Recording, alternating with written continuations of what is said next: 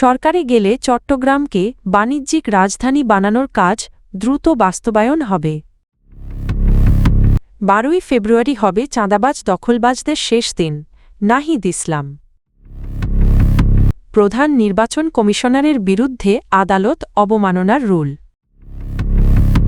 আওয়ামী লীগ যা করেছে আমরা তা করব না, ফখরুল।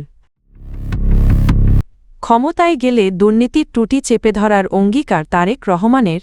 ত্রয়োদশ জাতীয় সংসদ নির্বাচনে জয়ী হয়ে সরকার গঠন করতে পারলে চট্টগ্রামকে দেশের বাণিজ্যিক রাজধানী হিসেবে গড়ে তোলার কাজ দ্রুত বাস্তবায়ন করা হবে বলে অঙ্গীকার করেছেন বিএনপির চেয়ারম্যান তারেক রহমান। রোববার 25শে জানুয়ারি দুপুরে চট্টগ্রামের পলো গ্রাউন্ড মাঠে অনুষ্ঠিত নির্বাচনী জনসভায় প্রধান অতিথির বক্তব্যে তিনি এই প্রতিশ্রুতি দেন। তারেক রহমান বলেন, বিএনপি আগামী 12 ফেব্রুয়ারি নির্বাচনে জনগণের সমর্থনে সরকার গঠন করতে পারলে চট্টগ্রামকে বাণিজ্যিক রাজধানীতে রূপান্তর করা হবে। এর মাধ্যমে লাখ লাখ মানুষের কর্মসংস্থান সৃষ্টি হবে এবং দেশের ব্যবসা বাণিজ্য চট্টগ্রাম কেন্দ্রিকভাবে পরিচালিত হবে। তিনি জানান, চট্টগ্রামসহ দেশের বিভিন্ন অঞ্চলে ইপিজেডের সংখ্যা বাড়ানো হবে। পাশাপাশি সারা দেশে জলবদ্ধতা নিরসনে খাল খনন কর্মসূচি পুনরায় চালু করা হবে, যা কৃষি উৎপাদন বৃদ্ধি ও নগর সমস্যার সমাধানে সহায়ক হবে। সমালোচনার রাজনীতি নয়, বাস্তব পরিকল্পনার ওপর গুরুত্ব দেওয়ার কথা উল্লেখ করে বিএনপির চেয়ারম্যান বলেন, শুধু দোষারোপ করলে মানুষের উপকার হয় না বা দেশের মানুষের পেট ভরে না। বিএনপির কাছে দেশ পরিচালনার সুস্পষ্ট পরিকল্পনা রয়েছে। তরুণ সমাজ কর্মসংস্থান চায়, ব্যবসায়ীরা নিরাপদ পরিবেশ চায়। শিক্ষা ও স্বাস্থ্য খাতে সংস্কারের প্রতিশ্রুতি দিয়ে তিনি বলেন, ক্ষমতায় গেলে এমন একটি শিক্ষা ব্যবস্থা গড়ে তোলা হবে যাতে পড়াশোনা শেষে কর্মসংস্থান নিশ্চিত হয়। পাশাপাশি গ্রাম পর্যায় পর্যন্ত স্বাস্থ্যসেবা পৌঁছে দিতে সারা দেশে 1 লাখ হেলথকেয়ার সেন্টার স্থাপন করা হবে যাতে বিশেষভাবে মা ও নারীরা উপকৃত হন। ত্রয়োদশ জাতীয় সংসদ নির্বাচনে ভোটের মাধ্যমেই চাঁদাবাজ, সন্ত্রাস ও দখলবাজদের রাজনীতির অবসান ঘটবে বলে মন্তব্য করেছেন ঢাকা 11 আসনের সংসদ সদস্য প্রার্থী ও জাতীয় নাগরিক পার্টির এনসিপি আহ্বায়ক নাহিদ ইসলাম। রোববার 25শে জানুয়ারি সকালে নিজ নির্বাচনী এলাকায় প্রচারণাকালে তিনি এসব কথা বলেন। নাহিদ ইসলাম বলেন, একটি পক্ষ তার কর্মী সমর্থকদের ভয়ভীতি প্রদর্শনের চেষ্টা করছে, তবে এসব অপচেষ্টা সফল হচ্ছে না। তিনি দাবি করেন, আগামী 12ই ফেব্রুয়ারি চাঁদাবাজ, সন্ত্রাস ও দখলবাজদের রাজনীতির শেষ দিন হবে।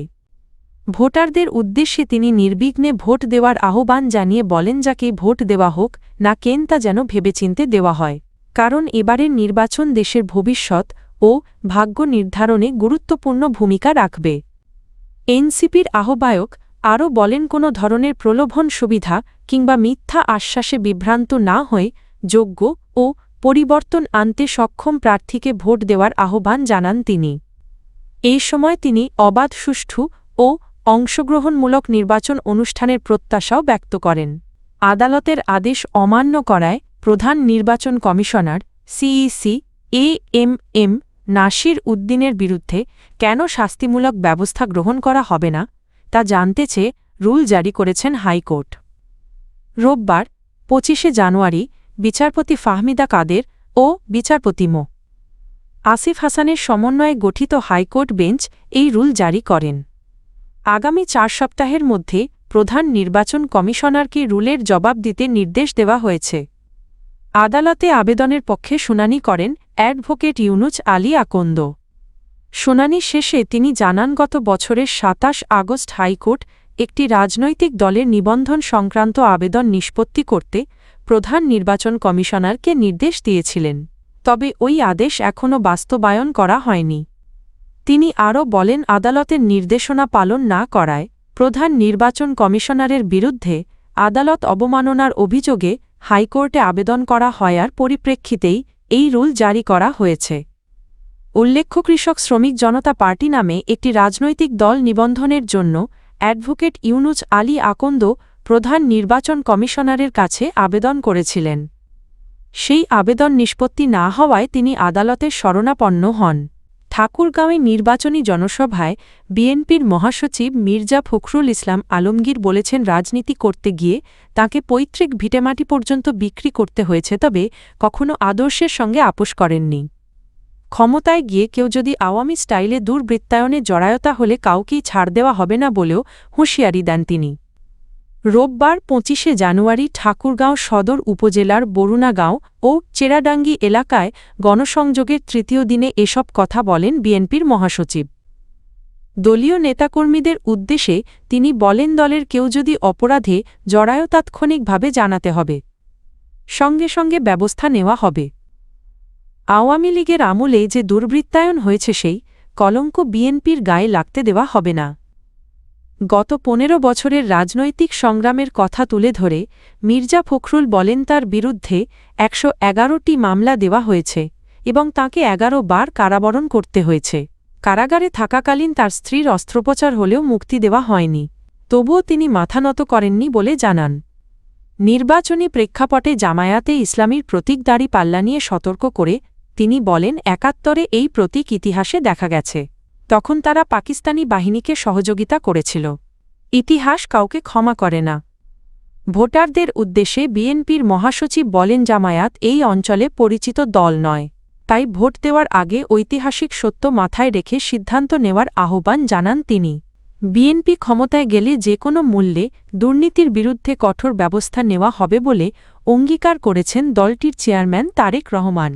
তিনি বলেন, দেশের মানুষের প্রাপ্য অধিকার নিশ্চিত করতে হলে আইন শৃঙ্খলা ও দুর্নীতি এই দুই বিষয়ই সর্বোচ্চ গুরুত্ব দিতে হবে।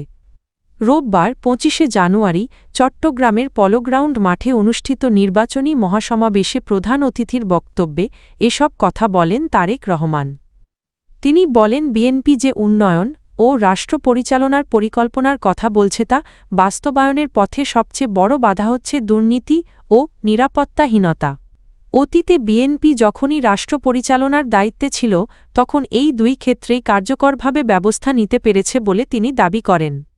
মানুষের নিরাপত্তাকে অগ্রাধিকার দেওয়ার কথা উল্লেখ করে তারেক রহমান বলেন, জনগণ যেন নিরাপদে ব্যবসা-চাকরি ও চলাচল করতে পারে সেটিই বিএনপির প্রথম লক্ষ্য।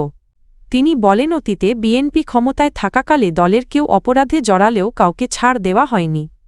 আগামী দিনে জনগণের সমর্থনে সরকার গঠন করতে পারলে কঠোর হাতে আইনশৃঙ্খলা পরিস্থিতি নিয়ন্ত্রণ করা হবে বলে আশ্বাস দেন বিএনপি চেয়ারম্যান। এতে সাধারণ মানুষ নির্বিঘ্নে জীবিকা নির্বাহ করতে পারবে বলে তিনি আশা প্রকাশ করেন।